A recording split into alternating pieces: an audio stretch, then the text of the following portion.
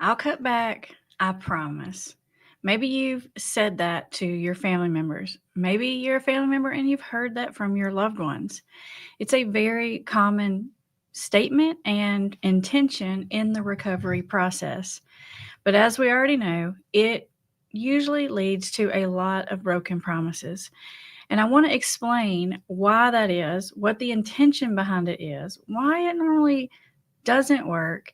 And I also want to talk a little bit about how to respond to that kind of situation, whether you are the person who's broken the promises, how to respond, or you're the person, the family member who is on the other side of that broken promise. I want to talk about both sides and the best way to respond to the situation from every angle.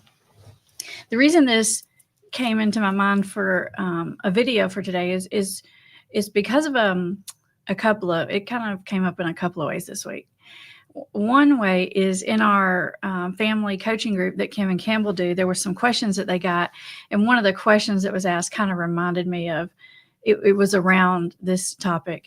And then also from one of the consultations that I recently had, there was some questions, and I even see this in our Facebook group a lot too, some questions about what do I do when my husband, son, brother, whoever it is, my loved one promises that they're only going to drink on the weekends, or they're only going to smoke no more than twice a month, or whatever limit that they've set for themselves. And then they break that promise. And a lot of times the question is should I bring it up? What should I do about it? And that's a very tenuous kind of situation. You got to be really careful, because inadvertently you can make the situation worse. I'm not saying it's your fault, but you can add fuel to the fire, not meaning to, but it can definitely happen. And if you're the person who's struggled with some kind of addiction and you've made these statements, then you know that when you say them, when you make these promises, you probably mean them, right? For the most part, you mean them. I mean, occasionally, sometimes people will just say whatever they feel like they need to say to make their family shut up. But in my experience, most of the time when people make these promises and set these limits, they really, truly have the intention to keep them. It just doesn't work very well. And recovery requires a lot of trial and error. I've never seen someone have an addiction, say they're going to cut it back, and that was it. They cut it back, end of story, problem over. If that's the case, I mean, that's happened before, but that's not addiction if that's happened. Because addiction, the very definition and nature of it is it's a continued behavior or substance use despite consequences.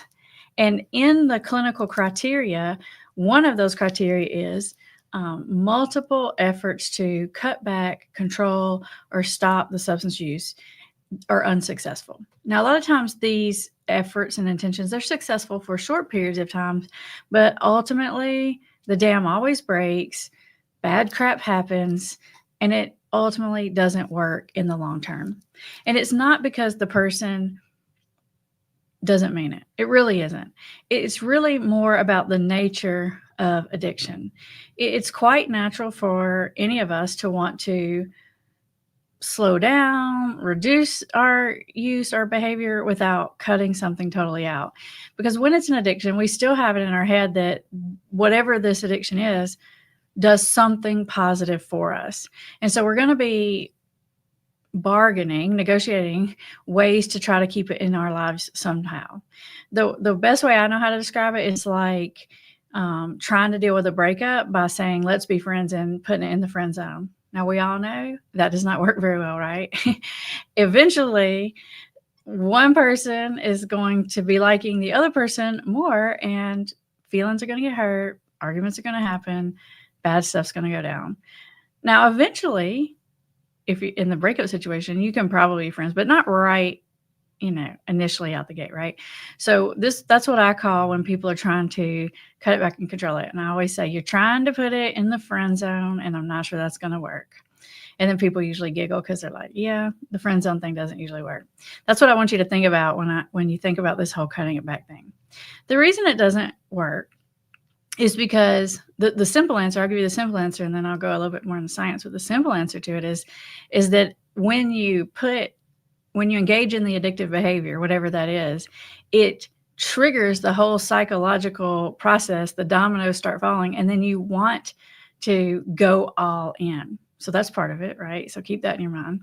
The other part is as you've developed an addiction, your tolerance for whatever this thing or behavior is has gone through the roof. So a little bit really isn't going to do anything for you. Let's be real. Whether that's a substance, whether that's gambling, shopping, sex, whatever it is, a little bit is probably not going to work for you because your tolerance is really high. And so when you re-engage in that, it just triggers the whole craving process to set off. And so it sounds good in theory to want to reduce it and cut it back. And most of the time when people tell me what their plan is, I'm like, yeah, I kind of agree. If you can put it in that, if you can contain it in that arena, it really isn't a problem. I'm cool with it. I'm just not sure either that you can do that because it's going to make you want it all the time, or that you want to do that. Because even if you're somehow, using all of your strength and willpower and you're able to keep it into the limits, you're not going to like it. It's not going to be fun because it's going to keep you craving and wanting more. And in my experience, eventually your willpower breaks and then you cave and then you fall back into your old patterns. And when that happens, your family and your friends, they see that as a broken promise. And a lot of times they even feel like it's intentional. They feel like that the person never meant it in the first place, or that they're not trying. And I usually find that that's not the case. It's more that the person with the addiction is either lying to themselves, or they're trying to convince themselves that they can do that, or they just don't really understand the nature of the addiction and why it works the way it works. The other complicating factor that happens in there in the science kind of way is your brain does this rebound effect. And it depends on what the substance is, what the rebound effect is. But a really quick way to know what it is the opposite of whatever the good thing that you want out of it is. So for example, if your addiction is to stimulants and you like to feel energized and motivated and focused, the rebound effect is the opposite. So it's like the withdrawal process. The way your brain tries to get you back into balance is to turn up the dial on those opposite brain chemicals that do the opposite thing for you. So the rebound process from a stimulant is depression, lack of energy, can't wake up, can't focus on anything, don't care, don't have any motivation or desire to do anything. And it works like that with almost all substances, right? And it also works like that even in behavioral addictions to some degree. So like alcohol is a central nervous system depressant, and most people like alcohol because it makes you feel disinhibited, less stressed about things. I want to say more calm and relaxed, but sometimes people feel like it gives them a little energy, but there's this easiness, right? And that's what we're wanting from the substance. But the rebound effect from that is the backlash is basically what it is it's a lot of stressed out anxiety neurochemicals. And so after the fact, like the next day or even later on in the drinking timeline, you get this backlash effect where you have a lot of this anxious, excitatory, thinking too much, brain chemical going on. And if you've ever had an alcohol problem, you probably know what I'm talking about. Have you ever had that thing? If you have had this, like put an emoji in the chat or in the comments below. Put a little alarm clock emoji.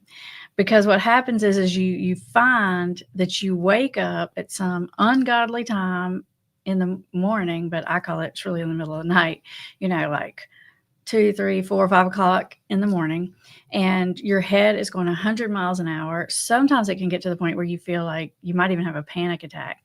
That what you're experiencing right then is the rebound effect. It's like you can go to sleep, but you can't stay asleep. And another side note, which isn't really with the topic, but when you do sleep and you're sleeping because of alcohol or something like that, you're not getting stage 4 sleep. So you're not getting rest. You're not restoring your body, which is what sleep is designed to do. It's designed to refuel you, and you're getting no refuel when you're going to sleep from alcohol, because you're really just passed out, not really sleeping. So that's a whole nother thing. But that thing about waking up with your head going 1,000,000 miles an hour, some of you are going to really relate to that, and that is the rebound effect. What's the rebound effect from pain pills? Pain. Lots of it. Everything hurts. Your skin hurts. Your hair hurts. Everything hurts. Your anxiety's crazy because one of the things that pain meds do, other than fight pain, is it not just fights physical pain, but it also covers up emotional pain. So the rebound effect of that is increased pain on every level. Like your anxiety is going crazy, your psychology is going crazy, everything hurts. It's a mess, right? Whatever it is that you think you're getting from whatever your addiction is, ultimately you get the opposite. And the longer that addiction progresses, the worse and worse that cycle gets.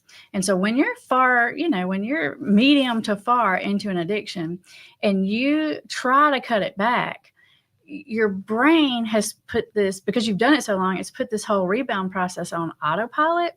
And so as soon as you, sometimes even before you engage in the behavior, like when you're thinking about it too hard or you have a big enough trigger, your brain starts to do like a muscle memory kind of thing, and it starts to have that rebound effect. As soon as you put the first drink in, the first smoke, the first snort, whatever it is, your brain immediately starts to try to balance you out because it's trying to keep you alive with this rebound effect. And so that is a huge reason why the cutting it back thing doesn't happen. That's where that craving, number one, is coming from.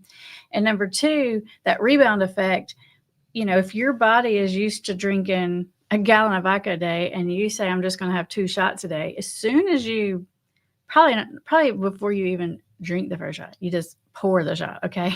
Your brain's going to start producing all of those rebound neurochemicals in an effort to get ahead of what it knows is coming. That's why the cutting it back thing doesn't work. That's why tolerance occurs, because your body tries to put, your brain and your body tries to put as many things as possible on autopilot. And that's not just with addiction, but that's with everything, so that it can conserve its energy sources, which are basically just little ATP molecules, little sugar molecules in your blood, to do the most important task. So anything your body can put on autopilot does. So same thing with addiction. If you're used to using every day, smoking every day, drinking every day, shopping every day, whatever, it puts this rebound process on autopilot, trying to keep you balanced out. That's why the cutting it back thing doesn't work. And even if by some miracle you're able to knuckle it into the lines where you're just like, stressing yourself out to the max, keeping it in the lines, I'm like, is that worth it? That's what I say to my clients. I'm like, I don't think that's very fun, right? Like, I don't think them 2 drinks really did much for you because your tolerance is really big, but I think it stressed you out. I think you had to put a lot of energy and efforts. And a lot of times people have to make these big, complicated, like, and plans about how they're going to stay in the limits. I'm like, dude, that's too much work. And most of the time people eventually, they're like, I think you're right. It's not much pleasure and it is a lot of work. And to top it off, to make matters worse, is as long as you're still doing a little, you don't get the good part of recovery. Your brain chemistry never normalizes. You don't feel better. Your ability to enjoy other things doesn't come back. You don't have that like spiritual peacefulness, that contentment that you could have if you just let it go. So I always say it is much easier to do none than a little.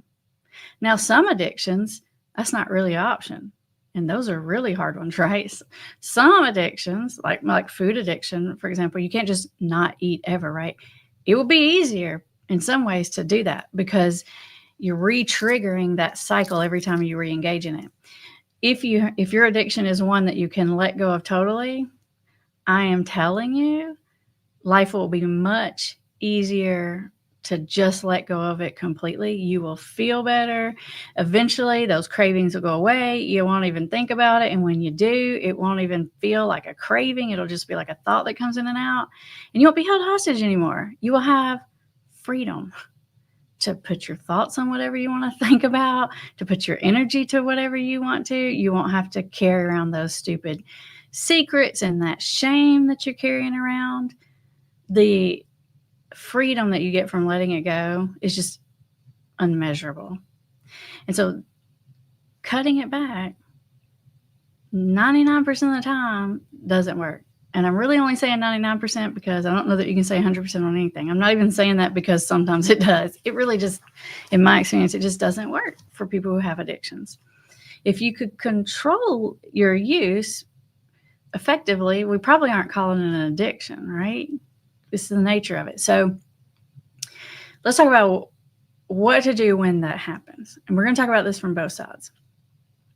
So this question I got recently, which is, should I bring it up to my loved one? This is a great question, right? They promised they're not going to drink hard liquor anymore. They're just going to drink wine or beer or whatever the promise was. You can apply this to any addiction. They promised they're not going to spend more than $100, whatever. Apply it to any addiction. If you bring it up, there's a couple of problems with that. Number one, and some of y'all know what I'm going to say, you're going to be in a bad guy role because people are going to be defensive. It's our natural instinct and reflex to be defensive, even if we know you're right. No one likes to be called out. It makes us defensive, even if we know. I mean, it's just you can't hardly help it. You get in that fight or flight reflex, and you either shut down, or you say nasty, mean things back to the other person, or you're defensive about it, or you lie about it, and it doesn't work out well. Secondly, so besides the fact that it puts you in the bag of roll, and y'all know I have a million videos on that about why that's not good, it might help them to contain it and keep it in the limits. And that's not a good thing. So when your loved one makes these promises that they're just going to do this and they're not going to do it then, and they're only going to do blah, blah, blah, and they're going to avoid these certain traps and they don't do it, if you're constantly reminding them, policing it, like telling them at the restaurant they can't order the next one, the worst possible thing that could happen is you could be somewhat successful in helping them keep their limit. And the problem with that is that now you're slowing down the learning process. What you really want is for people to figure it out faster. If you help someone keep their limit, then they start to feel like, okay, I got this. Things are better. And now we've slowed down this process, this active stage of change process of what we need to do to get out of denial and get to the point where we're ready to just let it go. You're slowing it down. So if your loved one is trying to cut it back, I think that you should let them try to cut it back at least several times. And they'll try various ways of doing this. And I think it's smart to let people do this because people have to trial and error this before they come to the conclusion they're going to let it go, right? So letting them do it is important. And letting them fail at it is important. Now, I don't want you to set them up for failure. Like if your loved one's trying to drink less, I don't want you to go to the bar and keep ordering shots and like speed it up, because then they won't learn their lesson. They'll just blame you. They'll be like, that's your fault.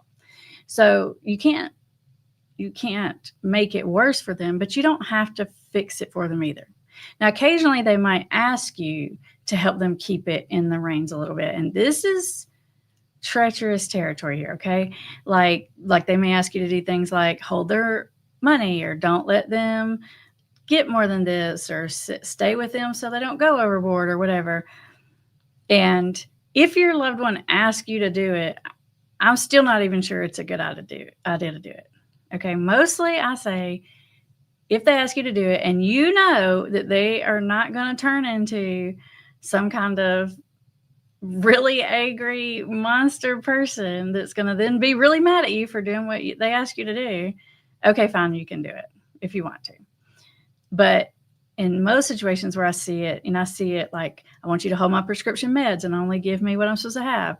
I want you to make sure that I don't buy hard liquor. I want you to hold my money and don't give me more than $10 at a time. What ends up happening is they end up getting mad at you. You end up being a bad guy again because they ask you to do it. So I'll let you use your own judgment on that, but beware of the backfire effect from that, okay? Now, let's move over into if you are the person that maybe you're the one that has said, I'm going to cut it back. I hear you. I get it. And I know that you mean it. If that's you, and maybe you're still trying to do that, listen, I've dealt with a lot of people, thousands of people, but I certainly haven't dealt with everyone, so I'm not going to say it can't be done. I'm just saying I don't think you're going to like it, even if you can do it. But if you're still trying to do that and you are failing, I'm going to give you some secret magic words here, okay? Like, this is going to help you. So listen here. When that happens and you get outside the limits of what you promised you were going to do, I want you to, number one, I want you to acknowledge it. And I know you're not going to want to, because you're not going to want to get a bunch of I told you so's and you need to go to treatment and blah, blah, blah. But you're going to get them anyway. You're going to get them worse if you don't say it, because I promise you this is what your loved one's thinking. And I promise you they know. Okay. If they watch my videos, they might not be saying something, but they know. So acknowledge it. And then I want you to tell your loved one, look, I get this issue and I don't have it totally figured out yet, but I am taking it seriously. Because at least if you do that, it conveys that you get that this isn't working well and that you need to figure out some other things with it, right? And it at least validates their concern. When you try to act like it's not happening and you do the gaslighting and you make them the bad guy, you make yourself seem less insightful. And that's what makes it seem like you never intended to do better in the first place. That's what gives your loved one that impression. If you can handle it with humility, and maybe even if you're going to try it again, if you can still handle it with humility and own it and talk about it with your loved one, they'll handle it better. Okay. And if they're watching my videos, they'll handle it quite well. If they're not watching my videos, they're not going to love it, but it's going to be better, I promise, because we all just want to feel heard and understood. And we're going to have to walk into some hard conversations with humility in order to do that. Now, another way that this comes up is, what if, like, for example, what if my loved one has relapsed and I know they've relapsed, but they don't know that I know they've relapsed? That one can be tricky. And I think this one is a judgment call. I think you have to know the personality of the person well enough. You have to know if they're going to get crazy defensive, if they're going to try to gaslight you, if they're going to try to, if it's just going to blow things up. If that's the case, then just wait 5 minutes. It'll surface itself in a way that it's completely visible to you, them. They know that you know, like the unmanageability will show itself. If you just wait 5 minutes, I promise it will. But sometimes it can help someone get it under control if you pull it to the surface, if they're really trying to do the recovery thing. Because sometimes people find themselves in a relapse and they want to stop, but they can't get the brakes on it by themselves. And they're trying to do it in secret. And that really doesn't let them get the brakes on it because they're trying to do it in secret. So sometimes I do think it's helpful to bring it to the surface. It's just that you need to be kind, or at least neutral, about how you bring it to the surface. And if you will enter the conversation with kindness and humility, it'll go better. Say, look, I know you've really been trying hard. You've been doing great. I know you've had a slip up. Don't ask them if they've had a slip up, because they're going to lie to you, even if they're really trying. It's an instinct. Just say, hey, or you can say, I feel like maybe you've had some slips or something. But I want you to know I'm still in your corner and you haven't lost everything yet. You go into damage control mode. I've got videos on here about what to do if your loved one relapses. And this is damage control mode. Because the last thing you want to do is come down really hard on them, because they're already in a relapse. It's hard to get control of. And when they're feeling defensive and angry, it's like now they're feeling totally justified, and they're just mad at you. They're going to keep doing it just to get back at you usually, or just to feel like a power struggle, like you can't control me. I'll do what I want to do kind of thing.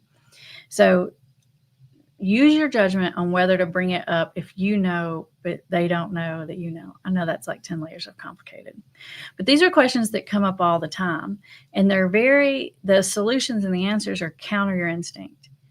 You as the family member are going to want to say something, and you're going to want to say it sassy at best, probably angrily, and with a lot of resentment and hostility. You as the person who's struggling with this, you're going to want to hide it. You're going to want to justify it. You're going to want to blame. You're going to want to make excuses. But I want you to go against those instincts. If you and your loved one, you guys are trying to get this together, you're going to have to be a team on it. If at all possible, that is the scenario that works best. All right. We are about to take some questions and some comments. So if you're watching live, go ahead and put those in the chat. Put some question marks in front if you think of it, because it helps Bree to see that you're trying to ask a question, and she can kind of scan through those and see them easier. But while you do that, I will remind you that there are resources in the description.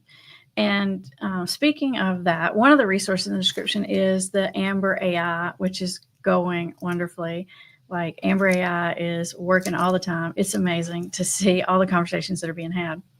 One of the things you guys might not know about Amber AI, and if you don't know what that is, it's a artificial version of me, like a chat that you can chat back and forth with and brainstorm with and get advice with and get encouragement from and help you to come up with the right words to say and that kind of thing. But one of the things you guys might not know about Amber AI is that she actually gives me insights based on the conversations that are happening. That doesn't mean she's telling me, giving up all your information or anything.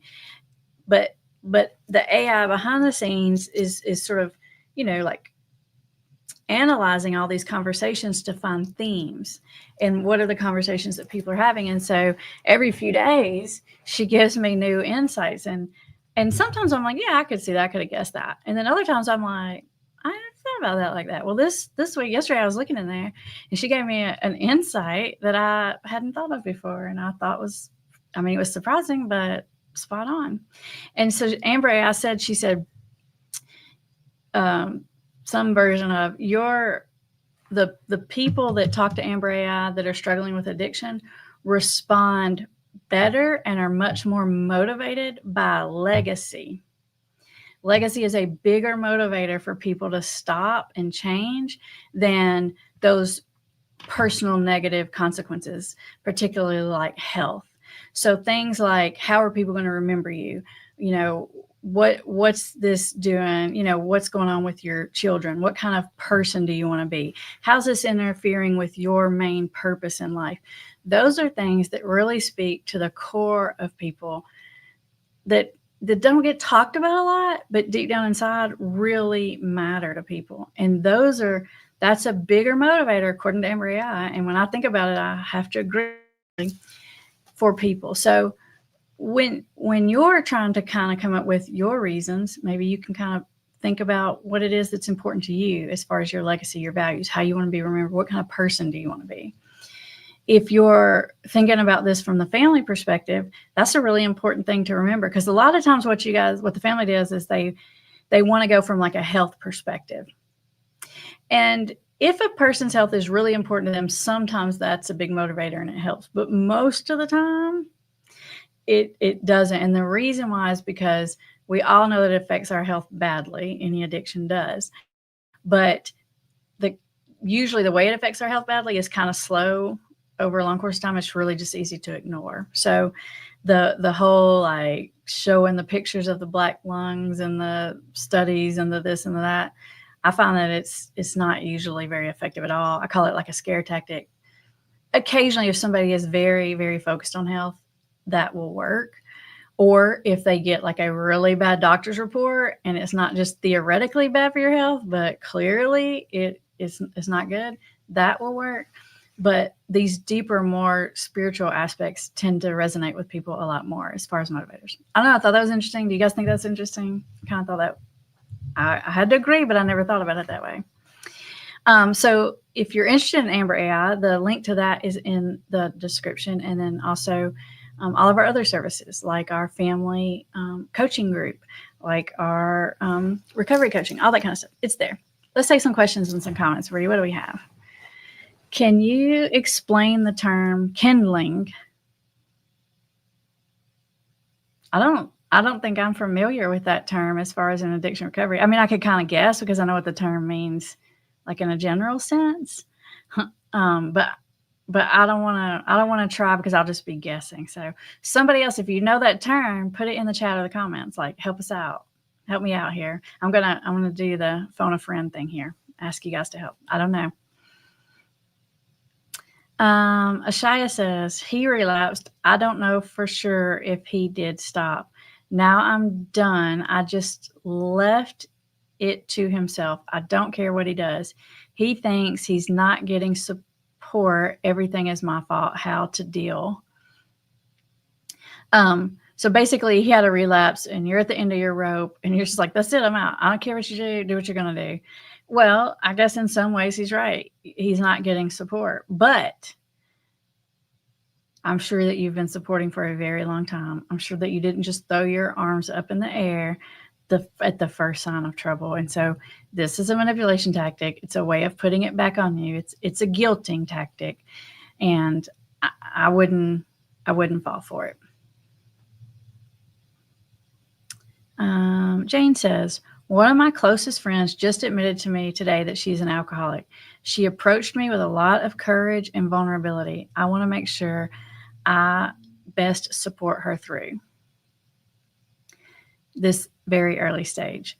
While still fearing calling herself an alcoholic fully, admitting to struggling with this, what is the best approach to support her at this time?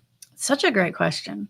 And she's so lucky, Jane, to have you as a friend, to be thinking so strategically and really having the heart to care and be watching videos and asking questions, to be such a good friend. One of the things that you can do is ask questions about what's making her think that. Ask, like, what makes you feel like you're an alcoholic? What have you tried in the past? Like, and it's almost like you're just pulling more information out of her about her thoughts about the alcohol, because the reason why that helps is it helps for the person to come more and more out of denial, because when they say these things out loud, it becomes more and more real to them.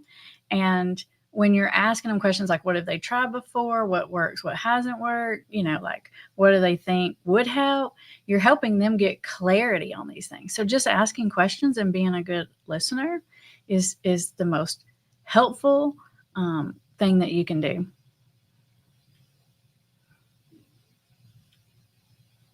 All right, next question. Leanne says, my alcoholic boyfriend is so mean to me when he's drinking.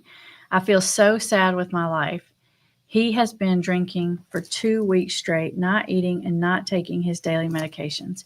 Is he giving up?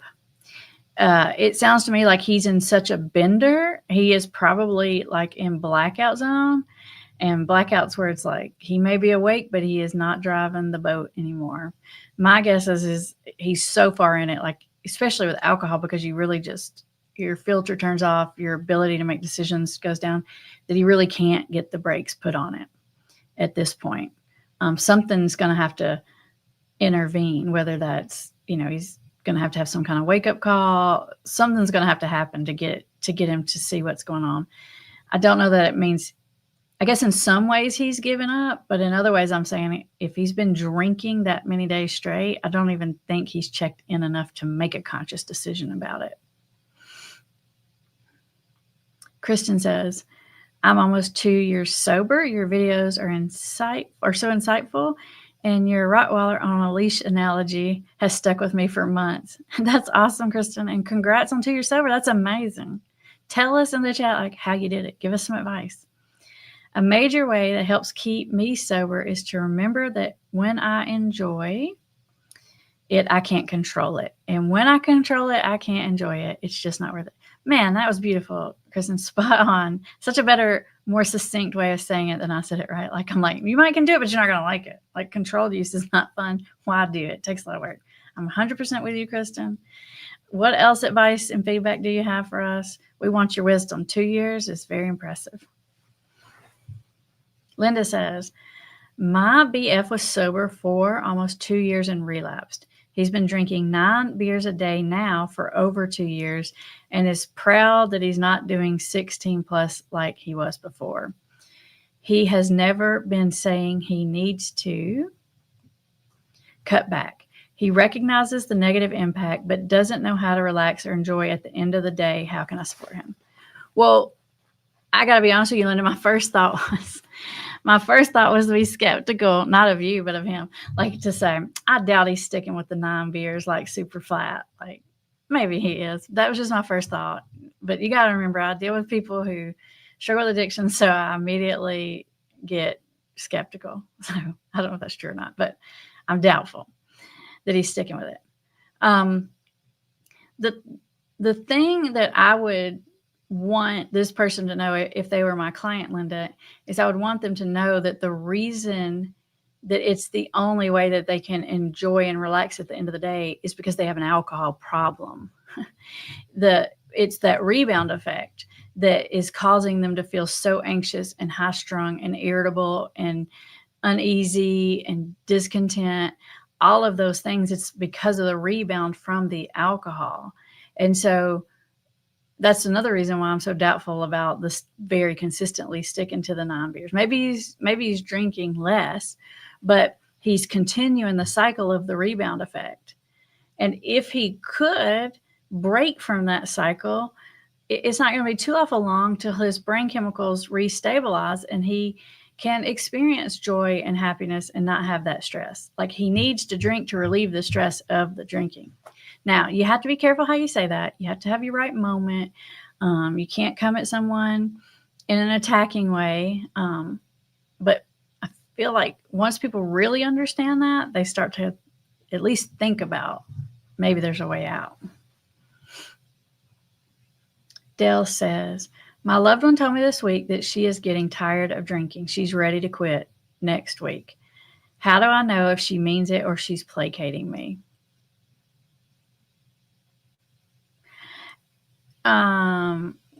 Well, 2 things, Dale. If she brought it up on her own, then that's a really good sign that she means it. If she said that after a big fight or a confrontation or you caught her doing something bad, it's still possible she means it, but it could just be I'm just trying to say whatever to placate you. But I find that when people bring it up themselves, they mean it, because when you're trying to keep secrets and you're trying to keep an addiction going, you want to stay as far away from the conversation as possible. So I guess that's the answer to my question. Now, the whole next week thing, that's probably kind of what's making you skeptical. I'm guessing that, Dale, is like, well, why don't you stop now? It's not that uncommon for people to be like on Monday or after we get through this big project at work or after the holiday to have these sort of lines in the sand that feel like a good starting place. And I'm not opposed to letting people try that. I mean, I've seen it work. I've seen it not work. But the fact that she's wanting to quit and talking about it, that is absolutely change talk, and it's a good indicator. I don't know whether she'll be able to do it or not. It may take some trial and error, but it's definitely change talk. Grace says, I'm very confused by my husband. He got to a really bad place in December, and myself and a few of his friends spoke to him about his drinking. Since then, he's cutting back significantly, but still drinks every day out of dependence. He is functioning and drinking less, but he eats terrible food at night, stays up late, and still seems like he's constantly running away from life. I'm not sure what to do in this stage because he doesn't think he needs to quit because he's doing well enough. Help. Thank you. Great question, Grace, because this comes up a lot. He's in the bargain, right? This is his bargaining. I've cut it back. I'm doing better. And you can't push someone to change. I mean, I guess you could, but it's not going to work to push someone to change while they're in a doing better place. You're going to have to wait until he breaks the limit, or, you're going to have to sit back and hope that he sort of gets out of this moderation. And I'm sure it's not moderation. I'm sure whatever he's doing is way excessive, but in his mind, it's better. And maybe it is better, but you're going to have to wait till something happens to have any credibility to bring it up. If you bring it up now and in his mind, he's doing a lot better, you're going to ruin your credibility. He's going to think you're crazy. You're never happy. You're overreacting. That's what they're going to think. So you're just going to have to sit back and wait. If it's addiction, the unmanageability will come back. He won't be able to stick with it consistently. So just get your plan ready and sit on wait in the meantime. And don't bring up the unhealthy eating and stuff like that. Phil says, my spouse has been dealing with alcohol abuse for 17 plus years. Does the clock start ticking for things to get better since I got myself out of the bad guy role, or 10 years ago when we first started talking about the problem, but I was still in the bad guy role? I mean, I think the clock starts ticking as far as like movement when they start having change talk, which I think what you're telling me, Phil, is that, you know, he's been having some change talk like a long time. You're going to have to use your judgment to figure out. It's kind of like the person before is like, are they just, they know I want them to stop. So whenever I bring it up, they just say what they think I want to hear.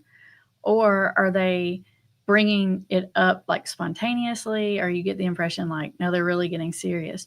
But getting out of the bag I roll is definitely will speed up the clock. So I don't know if it started before that, but it will speed it up. So nice work. All right, we are running out of time, Bree says, for today. I want to say thank you for everyone who showed up live. I love it when you're here. If you're watching the replay, I'd love to have you on a live video. You can interact with us. We are live every Thursday at 1. We release and publish new videos every Tuesday morning. And don't forget, there are resources in the description. And I'll see you guys next week. Bye, everybody.